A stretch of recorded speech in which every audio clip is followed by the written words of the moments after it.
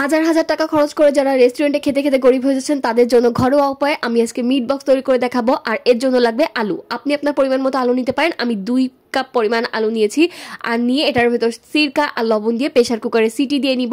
আমি এখানে 5 থেকে 6 মিনিট জাল করব। এরপর বানিয়ে নিচ্ছি মেয়োনিজ। এখানে দিয়ে দিচ্ছি 2 থেকে 4 চামচের মতো গুঁড়া দুধ, 2 চামচ চিনি, হাফ চামচ লবণ, একটা ডিম আর 2 চামচের মতো তেল।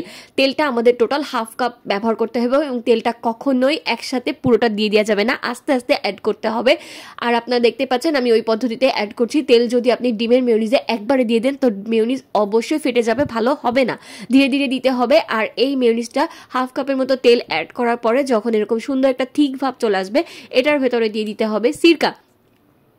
সিরকাটা 1 চামচের মতো ব্যবহার করলেই হবে। আর এরপরে এটাকে আপনারা নর্মাল ফ্রিজে 7 থেকে 10 দিন ইজিলি স্টোর করতে পারবেন।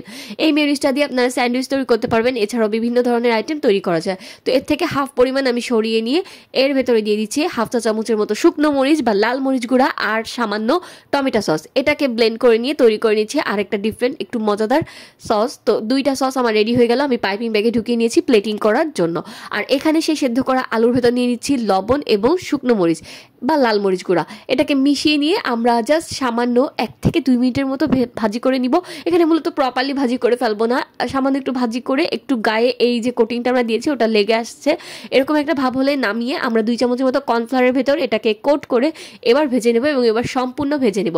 আর এই সেম পদ্ধতিতে কিন্তু আপনারা চিকেনটা ভাজি করে নিতে পারেন, তবে চিকেন 2 ধাপে করা লাগবে না, 1 ধাপেই জাস্ট ভাজি করে নিতে পারেন। তো আমি ওটা রেডি করে দেখালাম না। এছাড়াও চিকেনটা আপনারা অন্য আরেকটা পদ্ধতি সামান্য গোলমরিচ সামান্য লবণ দিয়েও ভাজি করে নিতে পারবেন।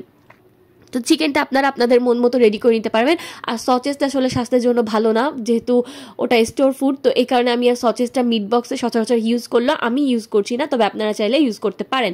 আর এবার আমরা প্লেটিং করে নিব টমেটো সস, আমাদের যে বানিয়ে রাখা মেয়োনিজ, এই সব কিছু দিয়ে। আর মিট বক্স আসলে মিট বক্স না হয়ে মেয়োনিজ বক্স হওয়া উচিত। আমি জানি না এটাকে কেন মিট বক্স বলে, বাট এভাবেই কিন্তু রেস্টুরেন্টে রেডি করে। আর আমি ক্যাপসিকাম আর অলিভও দিয়ে দিয়েছিলাম।